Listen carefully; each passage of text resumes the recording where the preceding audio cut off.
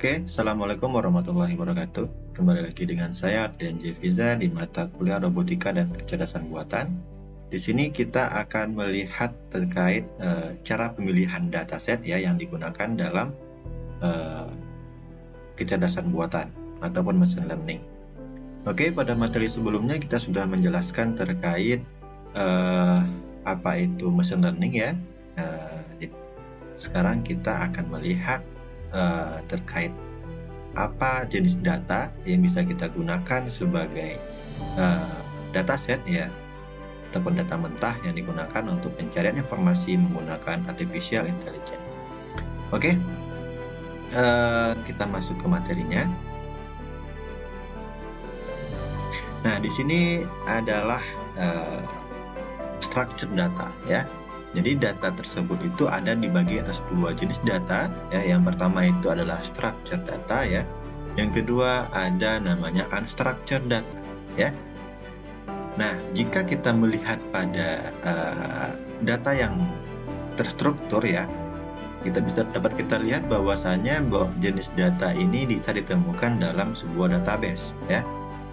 Sedangkan data yang disebut dengan data tidak terstruktur atau unstructured data itu adalah data yang masih dalam bentuk data mentah dan belum diproses ya, butuh normalisasi terlebih dahulu, diproses terlebih dahulu sehingga mendapatkan data-data yang kita butuhkan.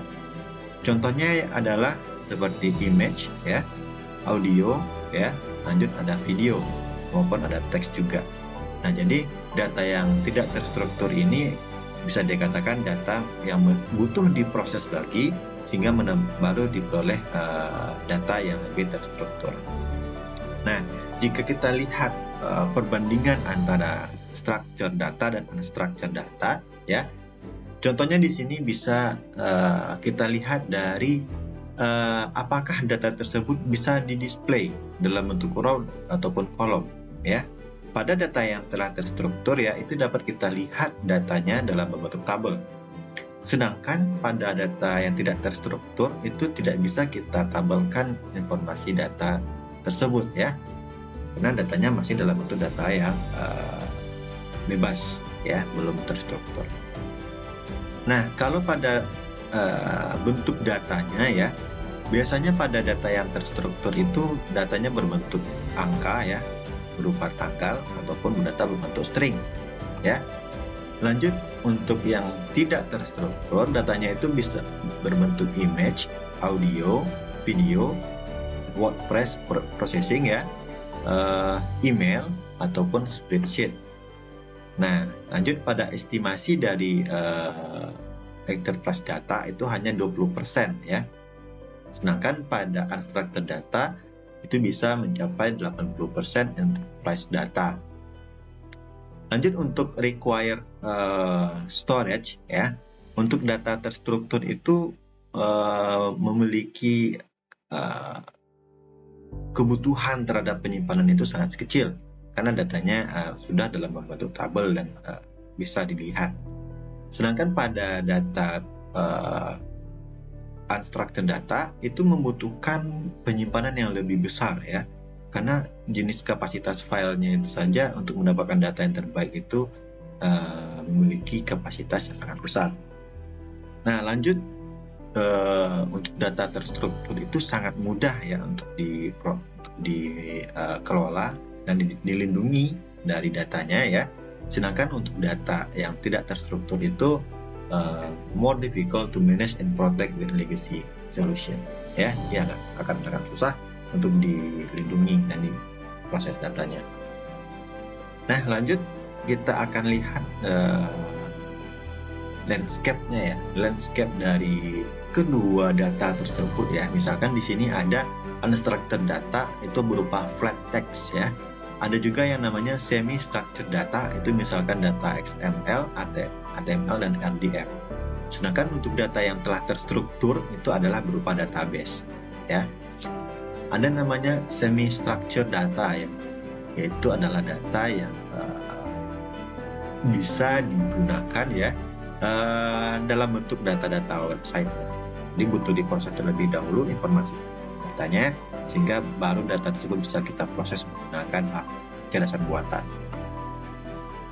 Nah, lanjut kita lihat guideline-nya, ya, dalam memilih dataset pada machine learning. Yang pertama itu mengidentifikasi apa yang akan kita prediksi, ya. Jadi jangan lupa kita identifikasi dulu, kita akan melihat data apa yang akan kita prediksi, ya. Lanjut ada data tersebut, ya, sudah tersedia, ya. Jadi tidak perlu lagi kita harus mencari data-data yang memang belum kita peroleh, ataupun data tersebut sulit kita peroleh. Contohnya di sini misalkan data kesehatan, data medis, itu sangat susah untuk diperoleh. Nah, lanjut ada consider using third party, ya, when you don't have your own data. Nah, jangan lupa di backup dulu, ya, dibikin partisinya agar data tersebut jika kita gunakan dan data tersebut berubah, bisa kita masih punya backup datanya. Nah, collect right data, not necessary data, dan big data, ya. Pilihlah data yang benar dan data yang tersebut dengan jumlah yang banyak. Lanjut ada yang namanya kita lihat extract, transform, and load, ya. Jadi ini adalah beberapa step by step dalam pemrosesan data, ya. Di sini misalkan adalah database, datanya file ataupun dari SAS application event, ya. Nah, kita ekstrak terlebih dahulu, ya. Kita ekstrak datanya dan kita transform, ya, staging area. Kita susun datanya berdasarkan urutan, misalkan dari besar ke kecil, atau berdasarkan dari nilai medium, nilai min, dan sebagainya. Lalu kita load datanya menjadi data warehouse, ya, ataupun data bank datanya. Lalu setelah itu bisa kita analis menggunakan machine learning ataupun AI. Nah, biasanya dalam pengolahan data itu bisa kita menggunakan beberapa bahasa pemrograman. Contohnya di sini adalah bahasa Python. Nah, di sini jika kita lihat pada distribusi datanya, ada beberapa jenis macam distribusi. Yang pertama ada normal distribusi, ya, menggunakan Gaussian curve. Nah, jadi kalau Gaussian curve itu bisa kita lihat kurvanya memang terlihat sangat bagus, ya, sangat simetrik, ya, dan tersenter, ya. Jadi pusat tinggi datanya itu berada pada titik tengah dari kurva tersebut. Lanjut ada yang namanya non-normal distribution, ya, disebut dengan skillnya. Ada yang pertama seperti ini, ya, skillnya itu kurvanya itu tidak simetris, ya, ataupun yang di awal ataupun di akhir titik senternya, ataupun dengan multimodals, ya. Multimodals ini berarti ada dua puncak yang diperoleh, ya, dua center titik puncaknya. Ini adalah contoh dari data non-normal distribution. Nah, biasanya untuk dalam pengolahan AI, data yang normal distribution itu akan memperoleh hasil yang lebih baik daripada data yang non-normal distribution. Oke, kita lanjutkan saja. Ini contoh-contoh dalam pendeskripsian statistik itu, misalkan dari central tendensinya, dari variability-nya, dari variance-nya, dari standar deviasinya, dari modality, skewness, dan courtoise-nya. Jadi ada banyak-banyak cara dalam pendeskripsian data tersebut berdasarkan teknik statistik.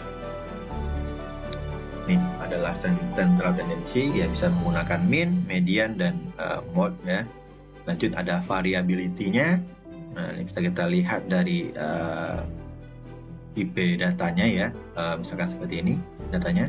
Ada rank measurement-nya, ya. Ada misal Q1, Q2, Q3, Q4, dapatkan nilai mediannya.